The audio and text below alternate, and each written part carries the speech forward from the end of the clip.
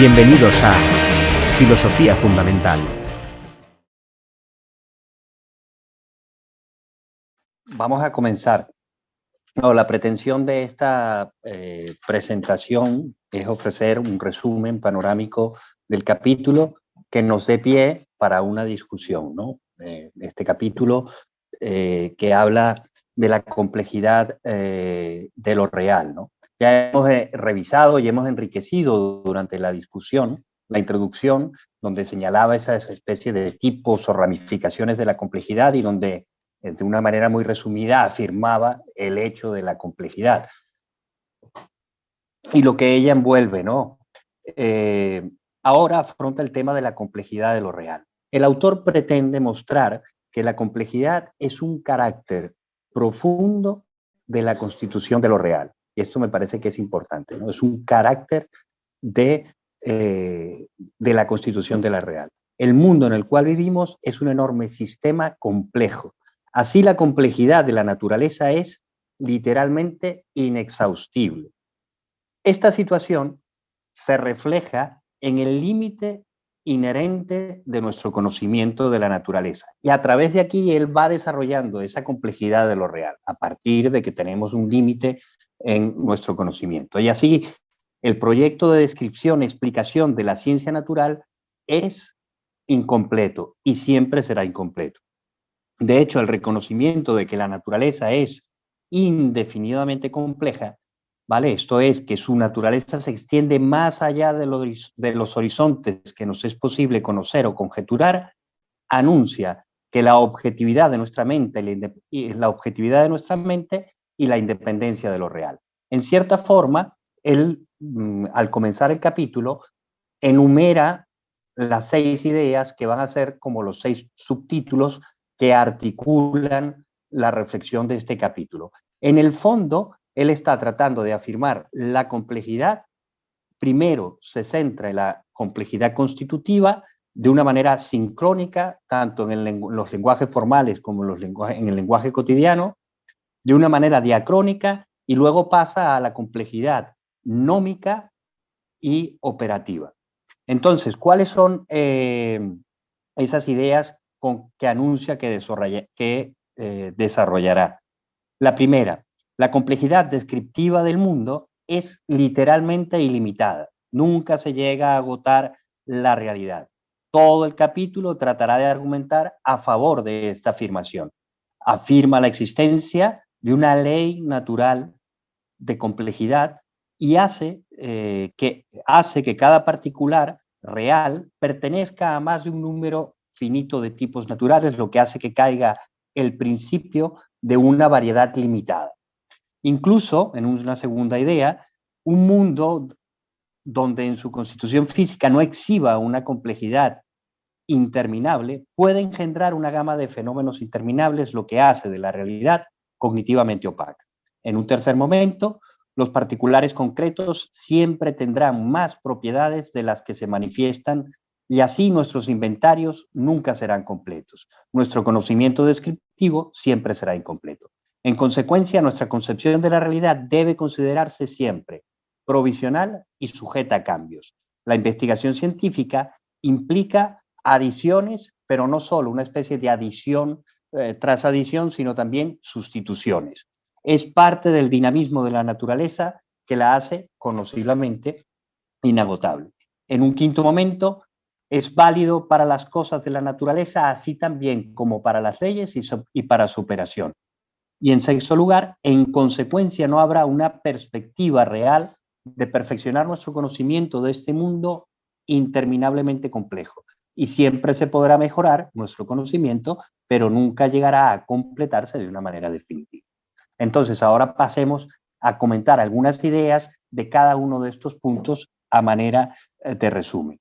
Empieza el primer subtítulo, la inagotabilidad descriptiva de las cosas, la ley de la complejidad natural. De alguna manera, aquí quiere hacer referencia a esa complejidad constitutiva y la está considerando de una manera sincrónica. Él dice, la verdad es más extraña que la ficción. Nuestra capacidad de gestionar la complejidad es limitada. y pone ese ejemplo de la cartografía, ¿no? Dice, los sistemas naturales pueden clasificarse en dos tipos, los sistemas lineales y los sistemas no lineales.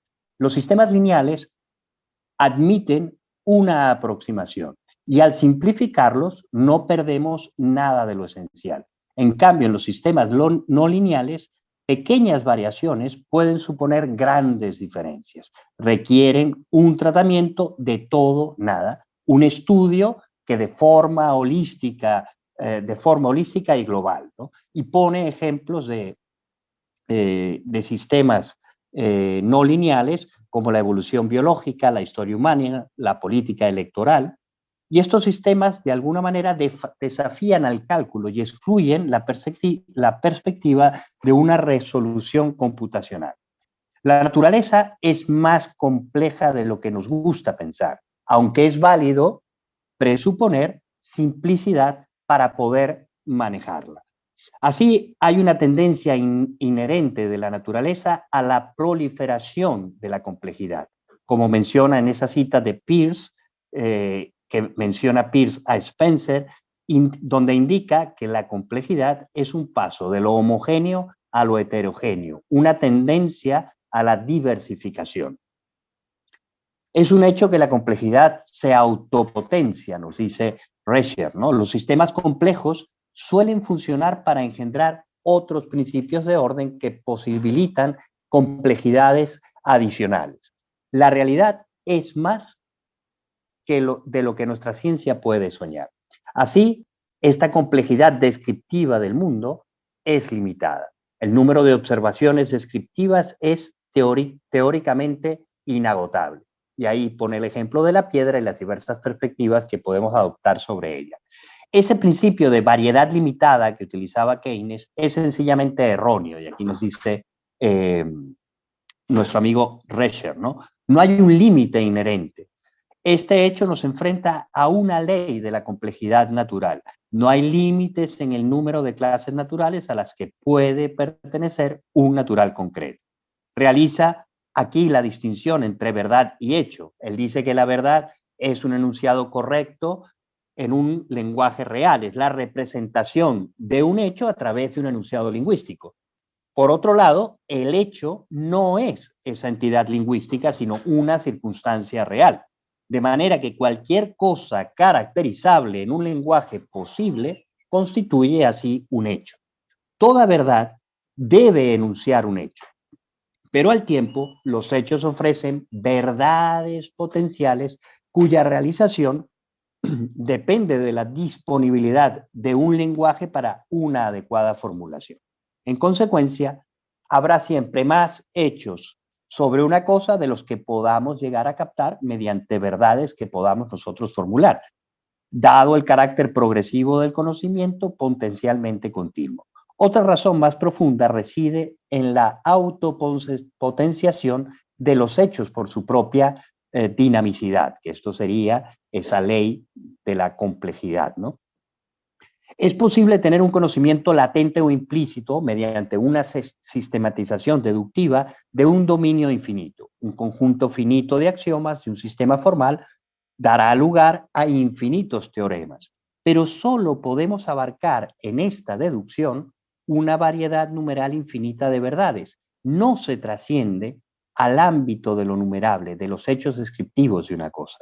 Así, la sistematización tropieza con dificultades, como ya Gödel nos decía con su teorema de la incompletitud, que no podemos esperar certificar todas las verdades intrínsecamente numerales de la aritmética. La ley de la complejidad natural nos dice que no hay límite teórico para proporcionar perspectivas descriptivas sobre una cosa. Siempre estas perspectivas pueden ampliarse, lo que nos lleva a reconocer un claro contraste entre el conjunto de propiedades discernidas de las cosas tal y como las hemos establecido y sus propiedades reales.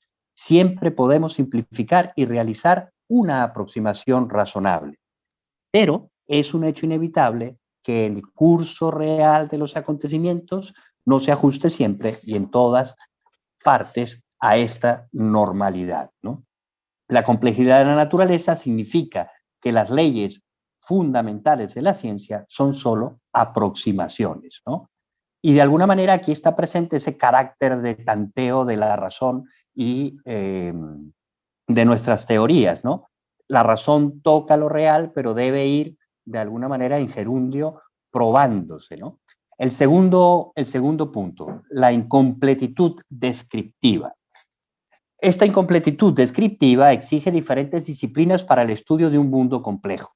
Toda epistemología es local, ¿no? Ya salía esto la sesión pasada, ¿no? Decíamos que el conocimiento siempre es local y provisional. Ninguna ciencia tiene el monopolio de estudio de la naturaleza. Nuestra consideración el multiplicarse de las perspectivas puede ser siempre más amplia sin que por ello quiera decir que sea completa, en el sentido de agotar la realidad. La realidad presenta esas dimensiones que en Zubiri pues hemos comentado, ¿no? Siempre es más, siempre presenta esa dimensión del Asia, siempre se presenta como problemática, ¿no? Nos insta a ir más allá, ¿no?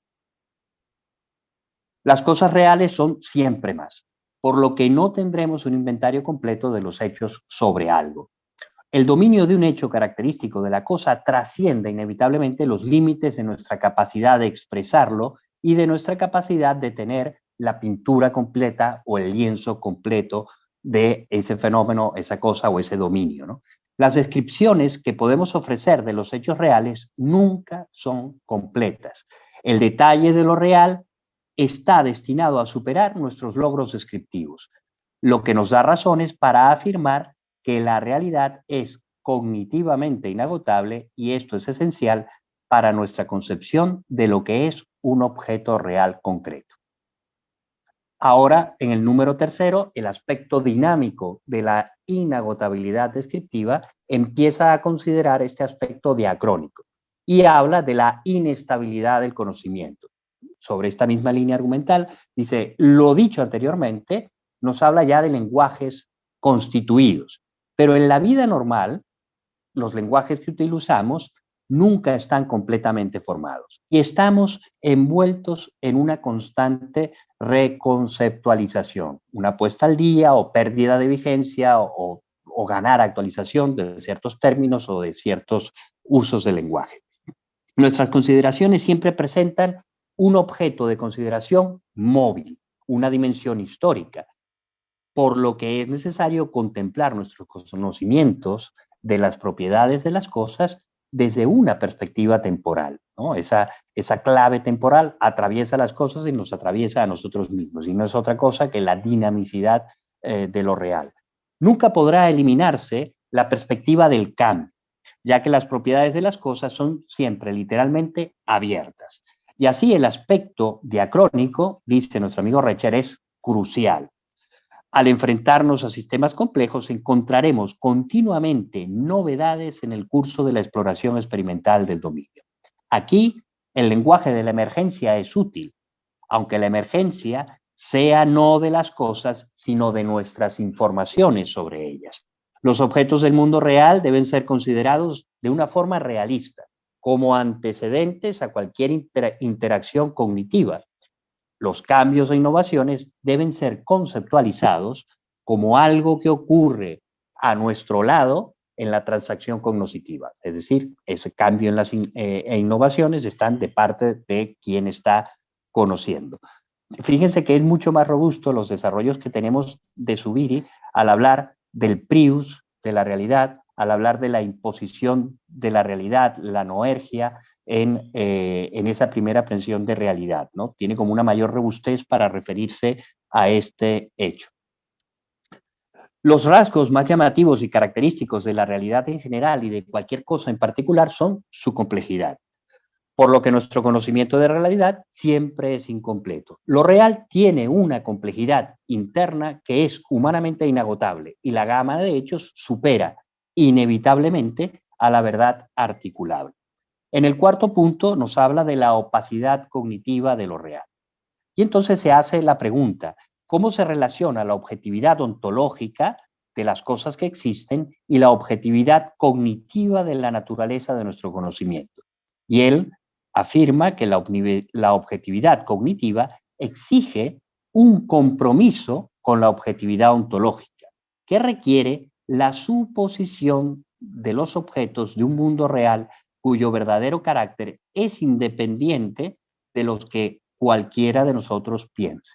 Y ahí se ve de nuevo pues cómo el desarrollo neológico nos permite afirmar esto con una mayor robustez. No necesitamos suponer, se da la presencia física en esa primera aprehensión de realidad, y en esa primera aprehensión de realidad, luego buscando una explicación, podemos afirmar pues que la inteligencia y la realidad son congéneres, ¿no?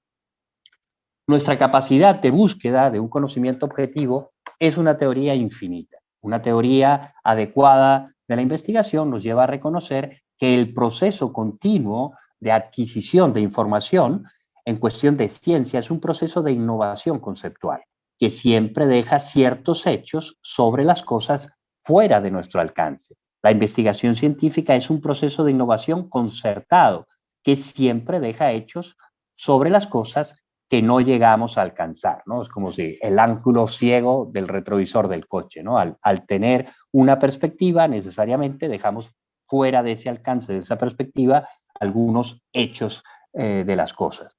Las propiedades de las cosas están literalmente abiertas, siempre descubrimos más en ellas. Esperamos conocer más de ellas en el curso de nuestra investigación científica, a la vez que esperamos tener que cambiar de opinión sobre su naturaleza y sus modos de comportamiento. Las cosas reales tienen una profundidad cognoscitiva cuyo fondo no podemos sondear. Las cosas reales tienen más propiedades de las que manifiestan, e incluso más de las que posiblemente pueden manifestar.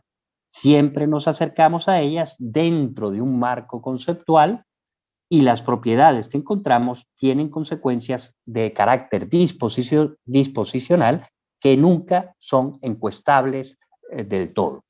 Y así la existencia de este sector latente es también, dice Rescher, una característica crucial de nuestra concepción de una cosa real, que no podemos apartar ni del hecho ni del pensamiento. El proceso de corroboración de los contenidos implícitos de nuestras afirmaciones fácticas objetivas sobre algo real es potencialmente interminable, y tales juicios nunca son concluyentes, siempre serán aproximativos, ¿no? Provisionales. Su contenido siempre superará las pruebas, lo que implica que cualquier afirmación tendrá siempre algo de conjetura que supera las mismas pruebas.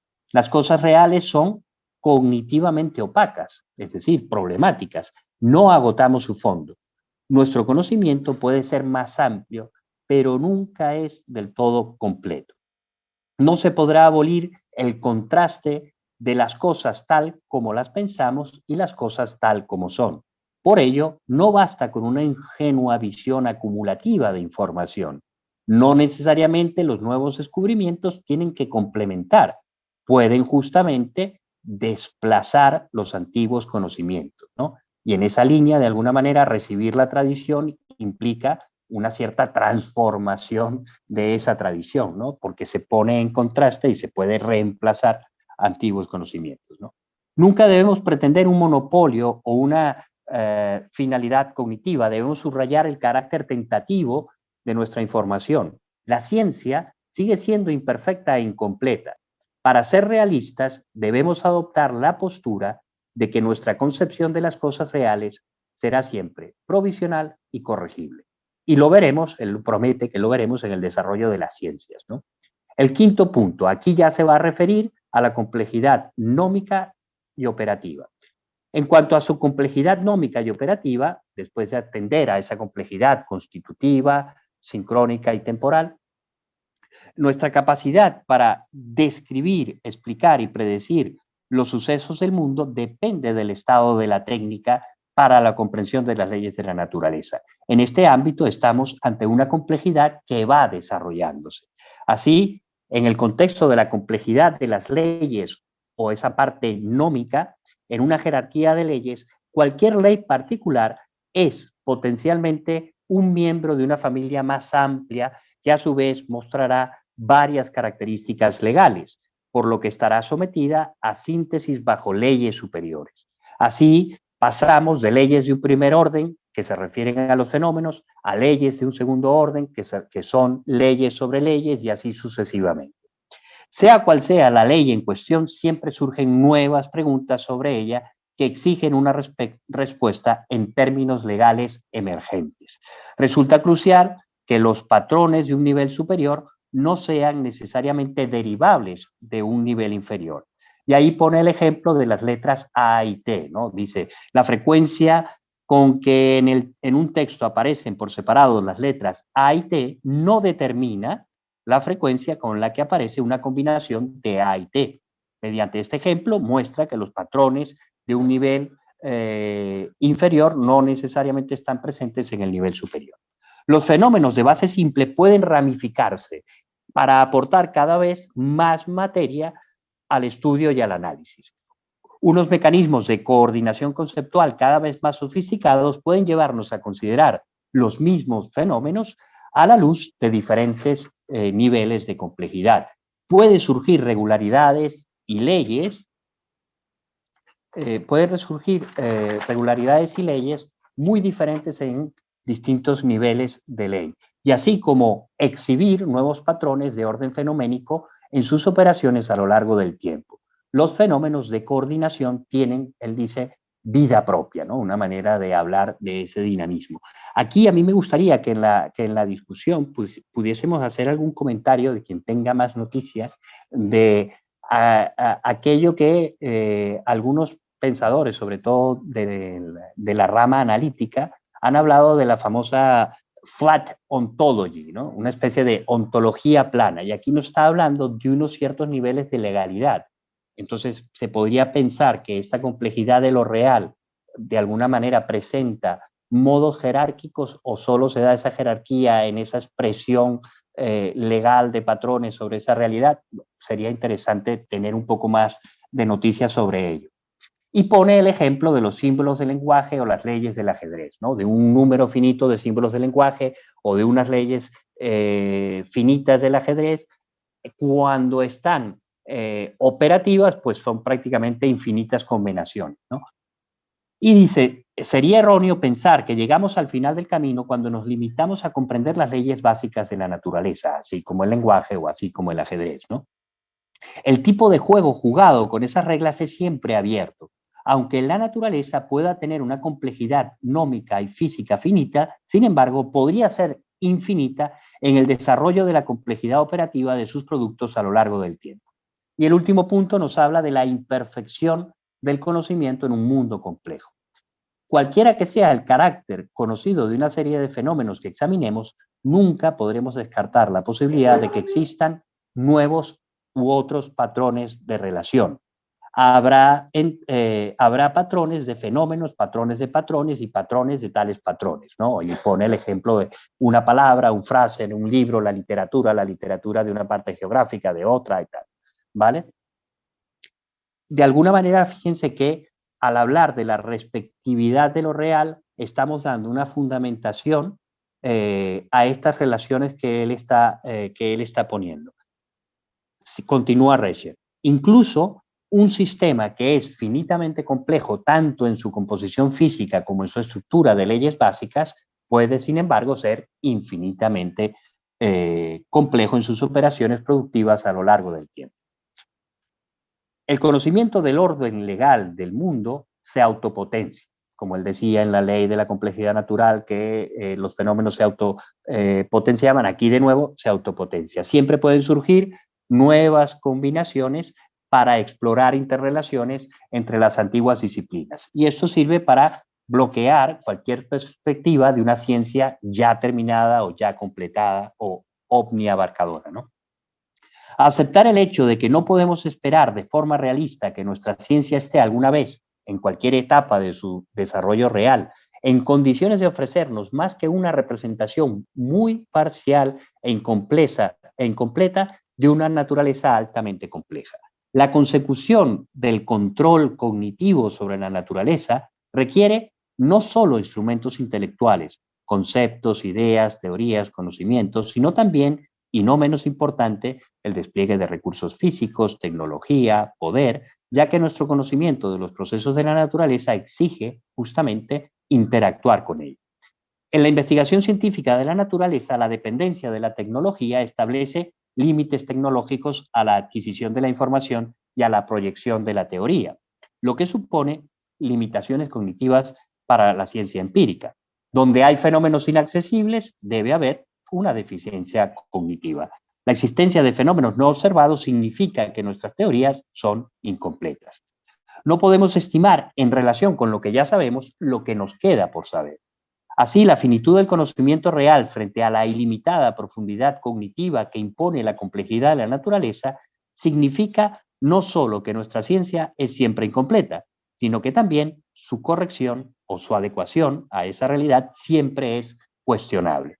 La descripción y explicación de lo real, lo mejor que podamos conseguir, nunca agota toda la realidad. Describir o explicar adecuadamente el mundo es una cuestión de aspiración y nunca de una realización alcanzable.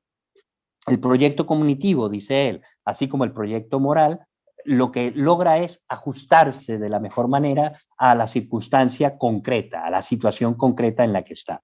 La complejidad es una de las características definitivas e inevitables de lo real, con las consecuencias que tiene para nuestro conocimiento, lo que no es menos real que la capacidad de progreso de nuestro conocimiento.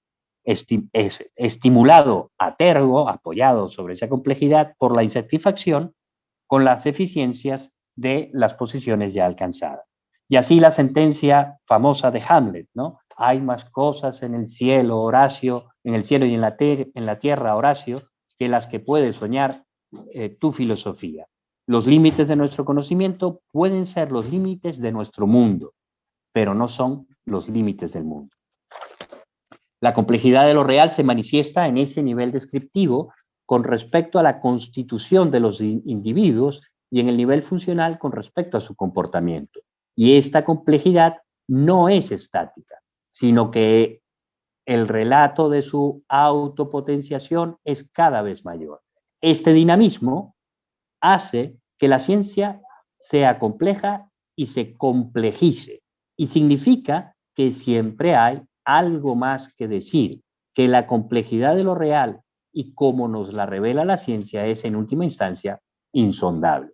El hecho de que la realidad tenga una profundidad cognitiva es en efecto, y que es en efecto insondable, tiene implicaciones significativas para el realismo. Esta doctrina filosófica de que en el desarrollo del conocimiento, la mente en el mejor de los casos modela la realidad en lugar de crearla, ¿no? El mejor argumento posible para un realismo que sostiene que la realidad supera el alcance de la mente del hombre lo proporciona el hecho de que el conocimiento siempre cambia, que el complejo mundo que habitamos nunca es definitivo, sino que siempre se desestabiliza en el curso del proceso científico. Bien, con esto de alguna manera hemos hecho ese resumen panorámico de los diversos subtítulos que aparecen en el capítulo y hemos tratado de, pues, decir lo básico y fundamental, ¿no?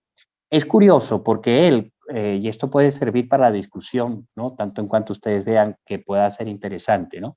Es curioso porque él nos va a hablar de la complejidad de lo real y nos está hablando todo el tiempo de la limitación del conocimiento, ¿no? Podríamos decir que si él tuviese la herramienta del punto de partida y el punto de llegada, podría hacer esa distinción y no estar como en esa reflexión cíclica, cíclica, cíclica que le lleva a ser repetitivo en algunos momentos, ¿no? Vemos cómo nociones que son familiares para la reología, como la respectividad, el artículo de la estructuración, por ejemplo, de nuestro amigo César, el dinamismo de lo real, la realidad que da de sí, el punto de partida, el punto de llegada del realismo, ¿vale? El punto de llegada de la realidad como independencia de la mente, el prius, el más, el hacia y la problematicidad de lo real, dan una fundamentación o unas herramientas que son útiles para pensar como con mayor concisión esto que brillantemente este autor nos ha puesto aquí en este capítulo. Es cierto que al final del capítulo el mismo autor hace un resumen de lo que ha de lo que ha expuesto en un par de párrafos, pero bueno, yo ya dejo la exposición aquí y les agradezco la atención que han prestado. Esto fue Filosofía Fundamental.